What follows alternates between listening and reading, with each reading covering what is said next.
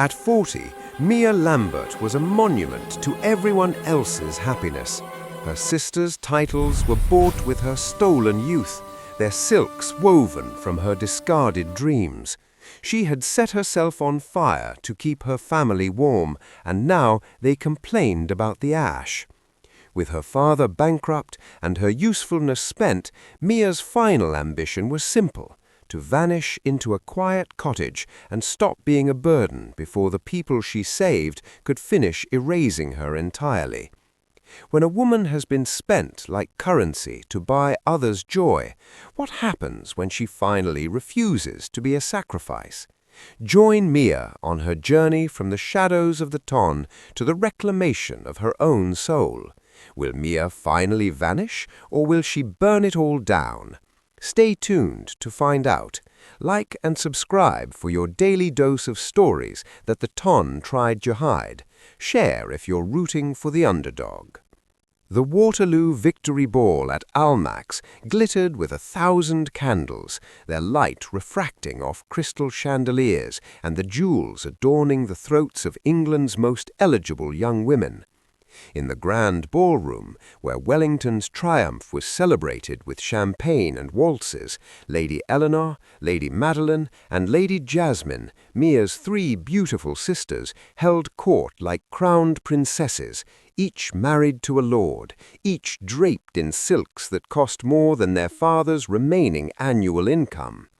And in the furthest corner of the room, partially obscured by an arrangement of white roses and a Grecian column, sat Lambert Mia in a wheelchair of polished wood and brass, wearing a gown of pale lavender that had been fashionable 2 decades ago when she'd first entered society.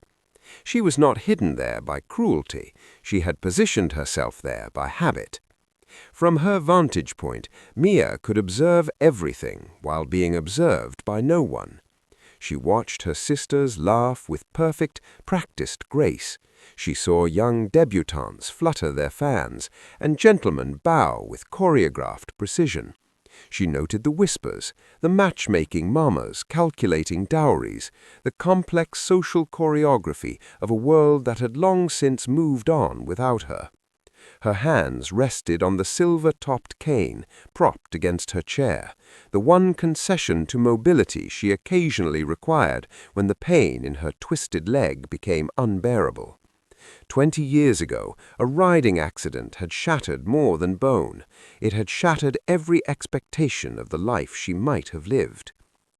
"Still here, I see," her sister Eleanor murmured as she swept past, her tone carrying that particular mixture of affection and embarrassment that Mia had learned to recognize. "You really needn't have come tonight, darling. These events must be so taxing for you." Mia offered a practiced smile. "I wouldn't have missed celebrating Wellington's victory for anything." But the truth was far simpler and far more desperate. She had come tonight because it might be the last grand event she would ever attend. Her father's bankruptcy was no longer a rumor, but an imminent reality. Within months, the family estate would be forfeit, and Mia's modest inheritance would be absorbed into the debt. She had already made her plans: a small cottage in the countryside, a single servant, a life lived so quietly that no one would notice when it finally ended. She had made peace with becoming a relic. What Mia did not know, what she could not possibly have foreseen, was that across the ballroom, standing among a circle of fawning aristocrats who hung on his every word, the Supreme Duke of Northcliffe had just arrived, and, unlike every other man in that glittering room, Alexander Oliver was not looking at the diamonds of the season dancing in the center of the floor. He was looking directly at the forgotten woman in the corner. And he had already made his decision. The murmur began at the far end of the ballroom and rolled toward Mia like distant thunder. Conversations faltered. Champagne glasses paused midway to painted lips. The orchestra continued its waltz, but dancers slowed, distracted by the sudden shift in the room's attention. Mia looked up from her contemplation of the marble floor to find the crowd parting like the Red Sea before Moses. And through that parted sea walked Alexander Oliver, the Supreme Duke of Northcliffe. He was not a young man, perhaps 45, with silver threading through dark hair, and a face that bore the lines of someone who had seen too much of the world to be impressed by its surface pleasures. His evening clothes were impeccably tailored, his bearing that of a man who had never once in his life questioned his right to any room he entered. He was the wealthiest peer in England, rumoured to be richer than the crown itself, and his reputation for ruthlessness in business was matched only by his legendary indifference to the marriage-minded machinations of the ton. He had refused every debutante presented to him for the past 15 years. Mia watched with detached curiosity as he approached. Surely he was heading toward one of her sisters, perhaps Jasmine, the youngest, whose golden curls and porcelain complexion had been compared favourably to— The Duke stopped directly before Mia's wheelchair. The ballroom fell into absolute silence. Alexander Oliver's grey eyes met hers with an intensity that made her breath catch. Then, with deliberate precision that made the gesture unmistakable to every witness in the room, he lowered himself onto one knee before her chair. "Miss Lambert," he said, his voice carrying in the silence with perfect clarity, "I find myself in need of a duchess, not a girl who simpers and faints at the first sign of difficulty, not a beauty who will wither with age and leave nothing of substance behind. I require a woman who has already proven she can endure what life demands without breaking." His hand reached out, adjusting the silk hem of her gown where it had caught awkwardly on the brass mechanism of her leg brace. "I believe you are precisely that woman. Will you do me the extraordinary honor of becoming my wife?" 300 witnesses held their breath, and Mia realized with crystalline clarity that her life of quiet invisibility had just ended forever. The Duke's private study at his London residence was nothing like Mia had expected. There were no hunting trophies or portraits of stern ancestors glaring from gilded frames. Instead, the room was lined floor to ceiling with books, their spines worn from actual reading rather than decorative display. She recognized several titles as she entered: philosophical treatises, agricultural studies, even a collection of poetry that looked as though it had been handled with genuine affection rather than aristocratic obligation. A fire crackled in the hearth, casting dancing shadows across the Persian carpet, and through tall windows the grey morning light of London cast everything in shades of pewter and smoke. Mia had accepted his escort here under the pretense of discussing the marriage settlement. In truth, she had come for answers. "Why?" The word emerged more forcefully than she'd intended. She gripped the handle of her cane, standing despite the dull ache in her leg that always intensified when her emotions ran high. "You could have any woman in England. Women who can dance, who can ride, who won't require a footman's assistance to navigate your estates. Women whose presence won't inspire pitying whispers at every social gathering you attend. So why choose the crippled spinster everyone pities?" Alexander poured 2 glasses of amber liquid from a crystal decanter, the whiskey catching the firelight like liquid gold. He offered her one before settling into the leather chair opposite hers, crossing one leg over the other with the ease of a man completely comfortable in his own skin. His expression remained maddeningly calm, as though her question were the most reasonable thing in the world.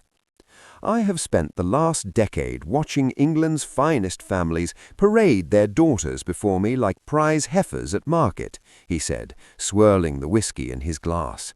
"Beautiful girls, certainly, accomplished in watercolors and piano, able to recite French poetry and curtsy with exquisite grace.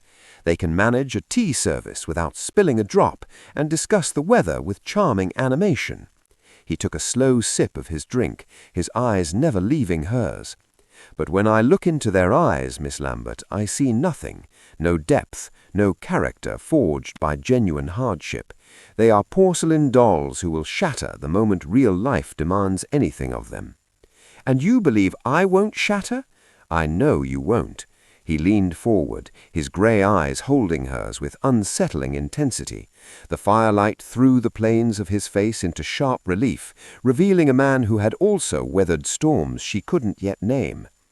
You have survived 20 years of being dismissed, overlooked, and treated as an inconvenient footnote to your sister's successes. You have managed your father's household while he drank away his fortune, kept the creditors at bay through sheer force of will and careful accounting. You have endured physical pain that would reduce most of those simpering debutantes to hysterics, and you've done it without complaint, without demanding the world accommodate your suffering. His voice dropped lower, more intimate. I don't need a wife who looks perfect on my arm, Miss Lambert. I need a partner who understands that survival requires steel beneath the silk. I need someone who won't crumble when faced with the realities of managing an empire. Mia felt something crack inside her carefully constructed walls of resignation, a fissure in the fortress she'd built around her heart. This is a business arrangement, then. It's an alliance, Alexander corrected, his voice carrying a weight that suggested he'd given this considerable thought, between two people the world has underestimated for far too long. The drawing room at her father's townhouse had always been Mia's least favorite space. Too bright, too ornate, decorated in the style her mother had favored before her death. The wallpaper was an aggressive floral pattern that seemed to multiply the longer one looked at it, and the furniture was upholstered in shades of cream that showed every stain, every imperfection. Now, with her 3 sisters arranged on the settee like a tribunal of pastel-clad judges, Mia understood why she'd always felt uncomfortable here. This room had never been meant for her. It had been designed for beautiful things, and she had never qualified. "We're simply concerned," Eleanor began, her tone dripping with the kind of false sweetness that preceded cruelty. She placed her teacup down with deliberate precision, the china clicking against the saucer like a gavel. "The Duke is known for his eccentricities, and this sudden interest in you seems impulsive." "What Eleanor means," Madeline interjected, smoothing her rose silk skirts with the nervous gesture of someone preparing to wound, "is that perhaps you should consider whether this arrangement is entirely proper. The gossip has been quite vicious. Some are saying he's chosen you out of spite toward the Tarn, or worse, as some sort of charitable gesture, a public demonstration of his contempt for conventional beauty." Jaslyn, the youngest and prettiest, delivered the killing blow with practiced innocence. Her blue eyes were wide with manufactured concern. "We only worry that you'll embarrass yourself, darling. You've lived such a quiet life, tucked away from society's demands. The Duke's social circle is quite demanding, and with your limitations, well, we simply don't want to see you suffer, or worse, become a laughingstock." She paused, letting the implication settle. "It would reflect poorly on all of us." The word hung in the air like poison. Limitations. There it was, the truth beneath the concern. They weren't worried about Mia's happiness or her ability to thrive as a duchess.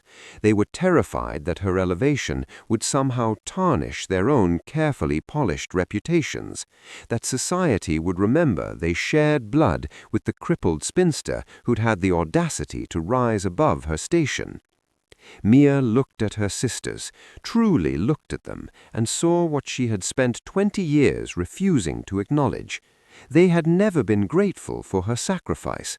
They had never appreciated the way she managed the household accounts so their dowries remained intact, or how she'd sat through endless social events as their chaperone while they danced with eligible bachelors.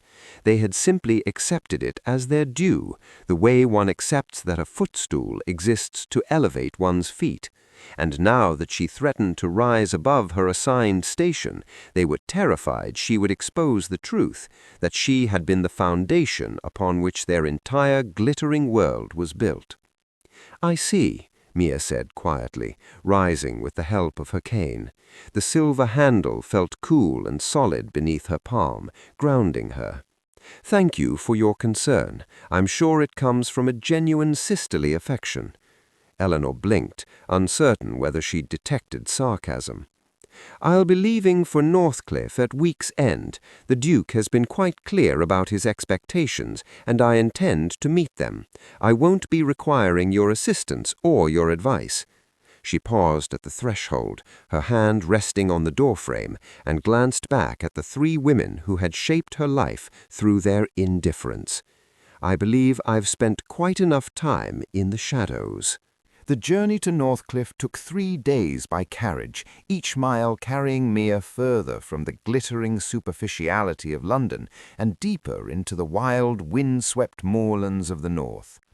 The landscape transformed from manicured estates and tidy villages into something raw and untamed.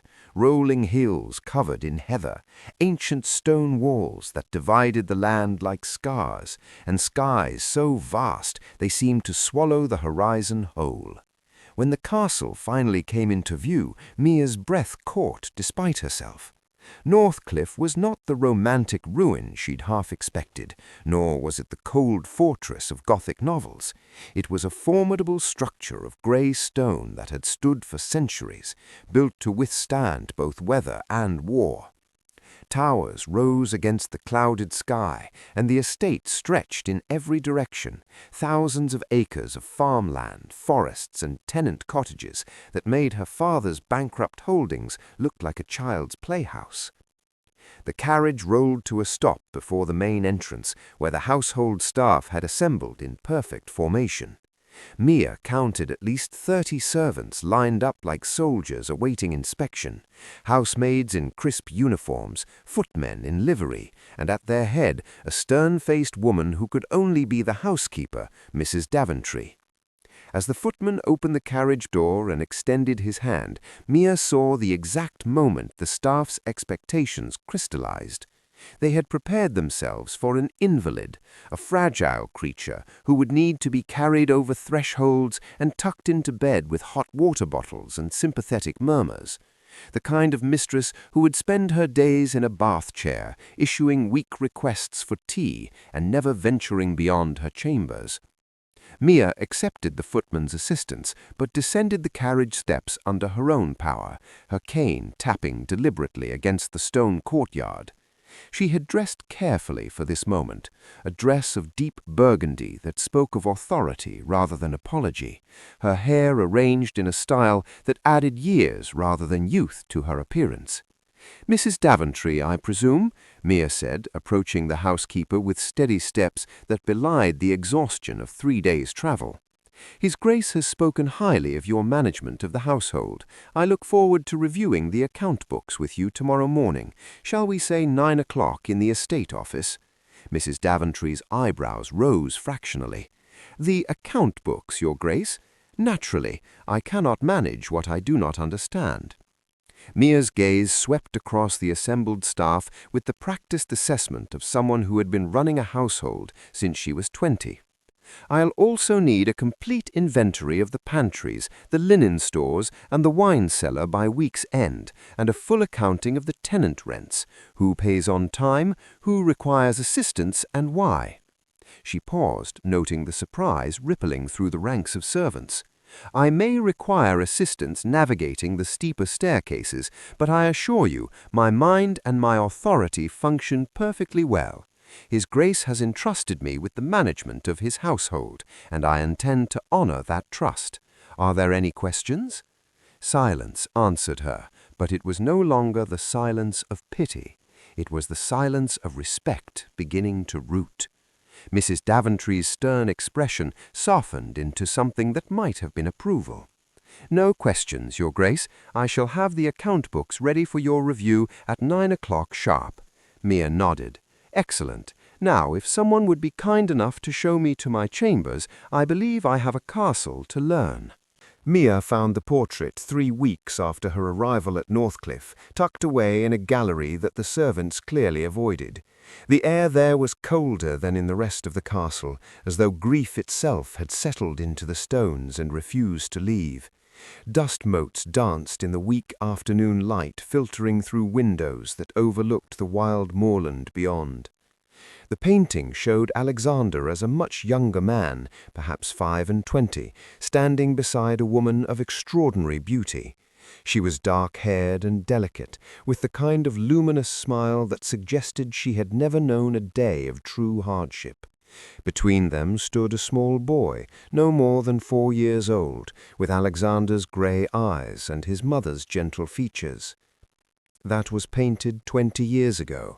Alexander's voice came from behind her, quiet and roughened by something Mia had never heard in it before the fever took them both within a week of each other. Mia turned slowly, leaning on her cane. The Duke stood in the doorway of the abandoned gallery, his expression stripped of its usual careful control. He looked older in this light, the silver in his hair more pronounced, the lines around his eyes deeper. "Your wife and son," she said softly. It wasn't a question. "Catherine and James." He moved into the room, stopping a few feet from the portrait, but not looking at it. "The doctors said it was scarlet fever. Very common, very treatable in most cases. But Catherine had always been fragile, and James," his jaw tightened, "he was gone within 3 days. She followed 2 days later. I held her hand while she died, and the last thing she said to me was that she was sorry she hadn't been strong enough to survive." The words hung between them like a confession spoken in a church. "The ton knows I was married once," Alexander continued, his voice barely above a whisper. "They know there was a child. What they don't know is that I swore I would never again tie my life to someone who could be broken so easily, someone who would apologize for their own weakness, even in death." Mia felt the truth of it settle into her bones. This was why he had chosen her, not despite her scars, but because of them. "You wanted someone who had already proven they could survive," she said. "I needed someone who wouldn't shatter and leave me holding the pieces." He finally turned to look at her, and in his eyes she saw the same fortress of resignation she had built around her own heart. "I have been alone for 20 years, Miss Lambert, not because I chose isolation, but because I was terrified to love anything fragile again." Mia crossed the space between them, her cane tapping against the floorboards. When she reached him, she did something she had never done before. She reached out and took his hand. His fingers were cold, and they trembled slightly in her grasp. "We are both survivors, then," she said quietly, "both scarred by a world that demanded more than we thought we could give, both afraid to hope for anything beyond mere survival." Alexander's fingers tightened around hers. "And yet here we are." "Here we are," Mia agreed, feeling the fortress walls around her heart begin to crumble in earnest. The library at Northcliffe became their sanctuary. Every evening after dinner, Mia and Alexander would retreat there, ostensibly to review estate matters, tenant concerns, crop rotations, investments that required both their approvals. But somewhere between the ledgers and land surveys, their conversations would drift toward literature, philosophy, and the kind of intimate observations about life that neither had shared with another soul in years. "You've reorganized the household budget," Alexander noted one evening, studying the revised accounts she'd prepared. Snow fell softly beyond the windows, transforming the moorland into a landscape of pristine white. "You've increased expenditures for the tenants' winter provisions while somehow reducing our overall costs by 8%. "Your previous steward was padding his own pockets," Mia said, not looking up from the novel she was reading, a philosophical treatise on justice that Alexander had recommended. "I dismissed him yesterday. I hope you don't mind." Alexander's laugh was genuine, warm. "Mind? I've suspected him for years, but could never prove it.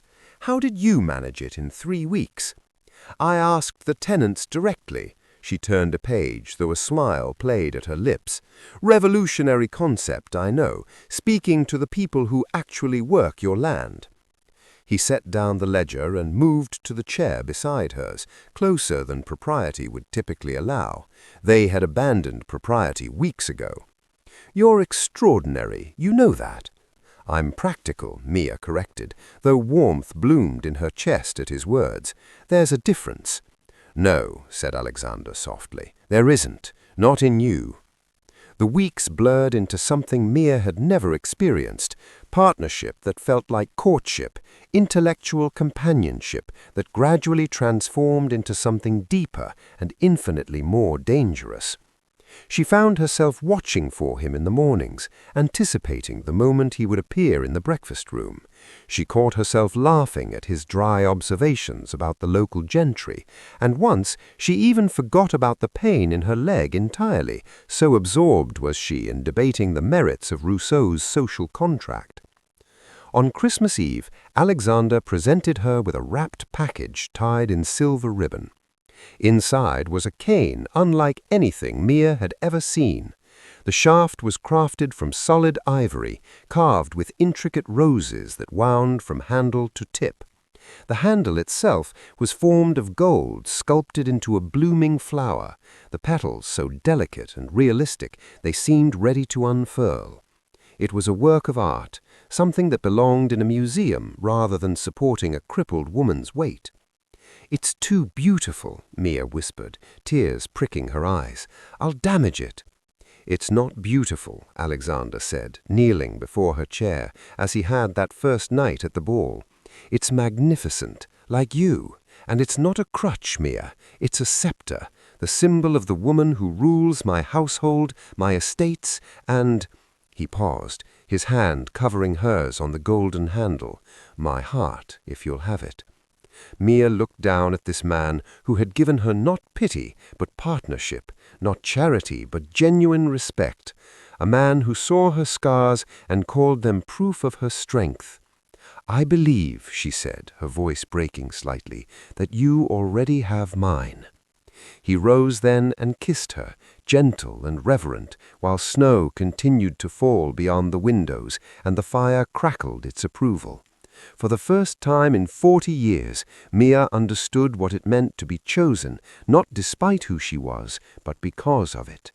The Royal Spring Gala at St. James's Palace was meant to be Mia's formal introduction to society as the Duchess of Northcliffe. She had prepared meticulously a gown of midnight blue silk that made her look regal rather than apologetic, her hair arranged in the sophisticated style befitting her new rank, and the golden rose cane Alexander had given her, carried as naturally as a queen's scepter. What she had not prepared for was sabotage. The Marchioness of Pembroke, Alexander's former flame, and a woman whose beauty was matched only by her vindictiveness, had orchestrated the evening's humiliation with surgical precision. As Mia entered the grand ballroom on Alexander's arm, she felt the weight of 300 pairs of eyes assessing her, judging her, finding her wanting. The whispers began immediately, not quite loud enough to hear clearly, but persistent as the buzz of wasps. "I've arranged for us to be presented to His Majesty," Marchioness murmured, his hands steady on her elbow. "It's customary for newly married peers." They moved through the crowd toward the raised dais where King George IV held court, surrounded by his favorites and sycophants. Mia's cane tapped steadily against the marble floor, each step measured and deliberate. She had walked this distance 100 times in her mind, practiced until her leg no longer screamed in protest. She did not see the Marchioness's footman until it was too late. As they reached the base of the dais, as every eye in the ballroom turned toward them, Mia reached for her cane and found nothing. It was gone, vanished as though it had never existed. Someone had stolen it while she was distracted by the presentation protocol. Without the cane's support, standing before the king became an exercise in agony. Her damaged leg trembled, threatening to buckle. Sweat beaded on her forehead despite the cool evening air. The whispers grew louder, more pointed. She saw the Marchioness in the crowd, her smile sharp as a blade. "Your Majesty," Mia began, her voice steady even as her body betrayed her. "I am honored." Her leg gave way, but she did not fall.